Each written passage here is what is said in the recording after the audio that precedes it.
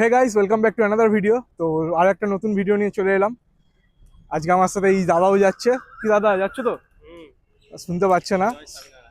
আজকে যাচ্ছি স্বামীনারায়ণ টেম্পল, যেটা জোকার থেকে আর একটু দূরে এগিয়ে, ভাষা 14 নাম্বার। মোটামুটি তোমরা ধর্মতলা থেকে বাস পেয়ে যাবে, আর কিভাবে আসবে সেগুলো তো বলবো। তো এখন আমি লাইব্রেরি থেকে বেরোচ্ছি, এখান থেকে বাস ধরবো। যে বাসটা ধর্মতলা থেকে ছাড়ে ওই বাসটা এই ওপর দিয়েই যাবে, তো আমাদের লাইব্রেরির ওপর থেকে। তো এখান থেকে বেশিক্ষণ লাগবে না, হয়তো 20-25 মিনিট কি 30 মিনিট লাগবে। আর ভাড়া কত কি লাগছে, মন্দির কখন খোলা কখন বন্ধ সব কিছু তোমাদেরকে বলবো। তো ভিডিওটা একদম শেষ অবধি দেখতে থাকো, স্কিপ না করে।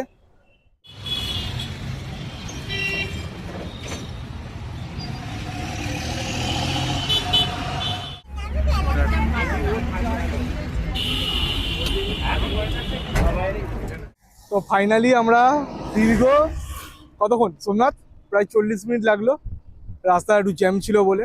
তো 40 মিনিট পর আমরাই পৌঁছে এলাম স্বামীনারায়ণ মন্দির একদম ঠিক সামনে। বাস একদম সামনেই নামালো। তো আমার পেছনেই রয়েছে মন্দির, এখন যাব সেখানে। আর মন্দির খোলার সময় হলো সকালবেলা 7:30 থেকে দুপুর 12টা অবধি। আর এরপরে বিকেল 4টে থেকে রাত্রি 8টা অবধি মন্দির খোলা রয়েছে। আর এছাড়া এখানে তোমরা আরতিও দেখতে পাবে, সকালে মঙ্গল আরতি, তারপরে তোমরা এখানে সিঙ্গার আরতি হবে, তারপরে তোমরা দুপুরে রাজভোগ আরতি, এরপর তোমাদের সন্ধ্যেবেলা সন্ধ্যা আরতি এবং একদম রাতে শয়ন আরতিও তোমরা এখানে দেখতে পারবে। আর মন্দিরে কি করে আসবে সেটা তোমাদেরকে বলে রাখি। তোমরা ধর্মতলা থেকে রায়চক বা ডায়মন্ড হারবার যাওয়ার যে বাসগুলো রয়েছে, সেই বাসগুলো ধরো তোমরা এখানে একদম ভাষার এই সামনেই তোমাদের নামাবে। মন্দিরের 3 নম্বর গেট বা 2 নম্বর গেট, এখানে তোমরা নামতে পারবে খুব সহজেই। আর তোমরা যারা ট্রেনে করে আসবে, তোমরা মাঝেরহাট স্টেশনে নেবো, ওখান থেকে স্টেশন থেকে ওপরে উঠে তোমরা দেখতে পাবে যে ডায়মন্ড হারবারের সেমই ওই একই রুটের বাস, তোমাদের ডিস্টেন্সটা একটু কমে যাবে। যেটা তোমাদের ধর্মতলা থেকে মোটামুটি 21 কিলোমিটার লাগতো, সেটা হয়তো তোমাদের 13 কিলোমিটার কি 15 কিলোমিটারের মধ্যে লাগবে। আর এখন এখানে মেট্রোটার কাজ কমপ্লিট হয়নি পুরো, যদি কমপ্লিট হয়ে যায় তো তোমাদের জোকা মেট্রো থেকে ওই 3-4 কিলোমিটার মতো সময় লাগবে এখানে আসতে। তো যাই, এখন ভেতরটা যাই, গিয়ে ভেতরে হয়তো ভিডিও করা বারণ, তো তোমাদের বাইরে থেকে যতটা পারবো সেটা দেখাবো।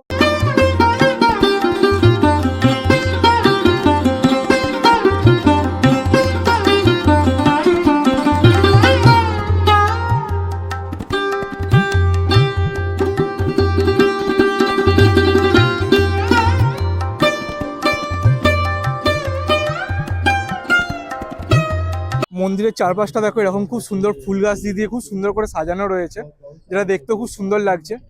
আর মন্দিরের চারিদিকেই তোমরা এরকম বসার জায়গা পেয়ে যাবে, দেখো সবাই বসে রয়েছে, খুব সুন্দর জায়গাটা। আর মন্দিরের কাজ তো একদম দুর্দান্ত কাজ, তো দেখো কত সুন্দর করে সাজানো রয়েছে এইদিকে গার্ডেনগুলো।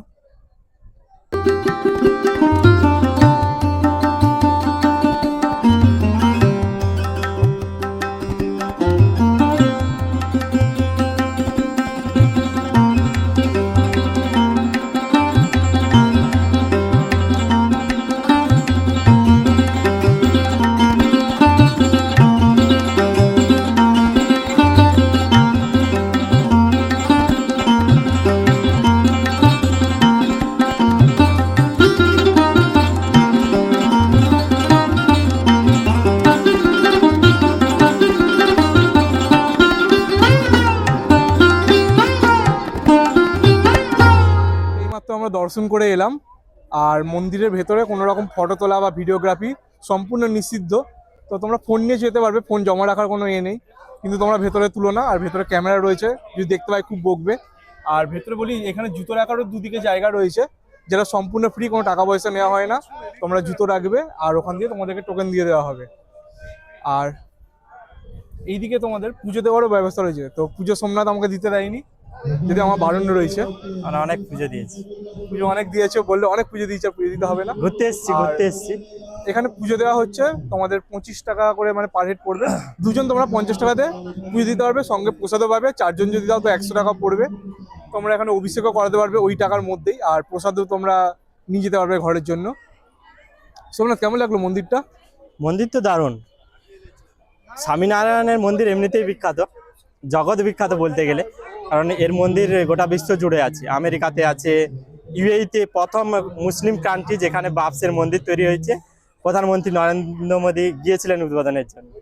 তারপরে আমি মুসলিম কান্ট্রি ইউএই আর ইউনাইটেড আরব এমিরেটস, যেটা ওখানে। এইসব ছাড়া তো বল ভেতরে কি কি আর দর্শন করলি সেটা বল। এখানে তো দারুণ, খুব নিখুঁত কারুকার্য আছে, খুব দারুণ সুন্দর। স্বামীনারায়ণের প্রচুর ছবি আছে ওখানে, অভিষেক করার ব্যবস্থা আছে, বুক স্টল আছে, সবই ব্যবস্থা খুব ভালো আর খুব সুন্দর মন্দির। আপনারা আসতে পারেন। ভেতরে কাকে ভালো লাগবে। দর্শন করলি সেটা বল।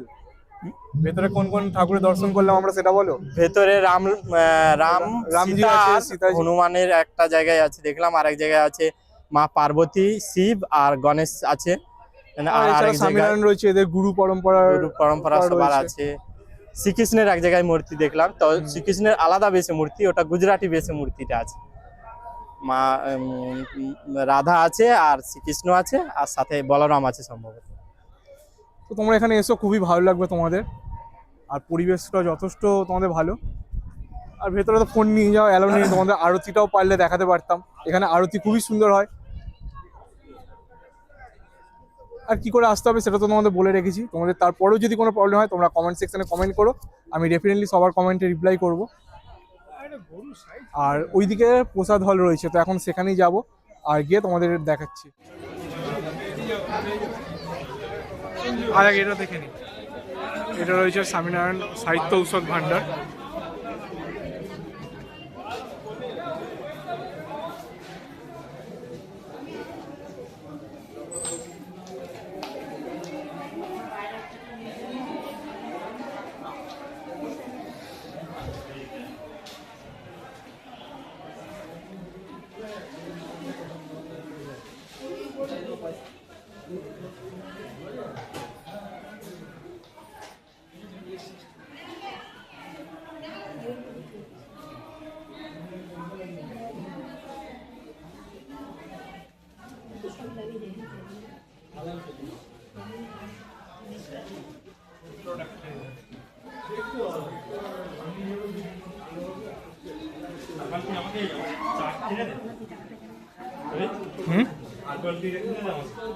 কেন না তুই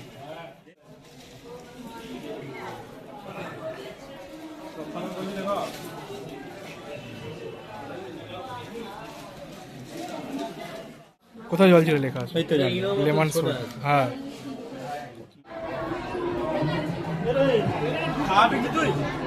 চল খাওয়া।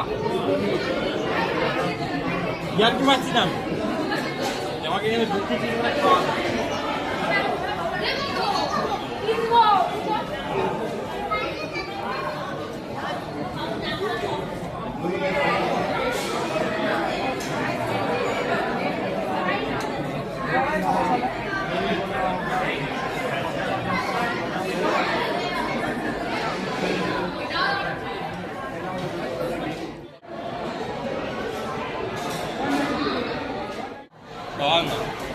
কি বাবা তো খাওয়ানো করছিস, দাদা কে হয়? দাদা ভাইটা কি হবে? ভাইয়ের ব্লগে এসেছি, ভাইয়ের ব্লগে তো ভাই খাবে। ব্লগ শুধু আমি একা করি না, এরও ব্লগের চ্যানেল রয়েছে। আজকে তো আমার ব্লগ নয়, আজকে তো ভাইয়ের ব্লগ, ভাই খাবে। মাইকটা কানেক্ট কর। খাবে ভালো আছে। খাবি? বল কি খাবি? কি খাবি খানা? সিঙ্গাড়া চাট খাবি তো? একটা সিঙ্গাড়া চাট সোমনাথের তরফ থেকে।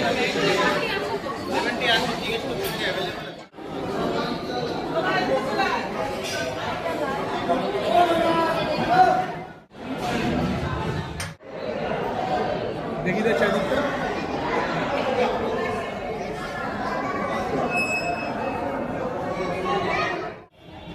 তোমরা যারা গাড়ি বা বাইকে করে আসবে তোমরা 3 নাম্বার গেট থেকে এন্ট্রি করো।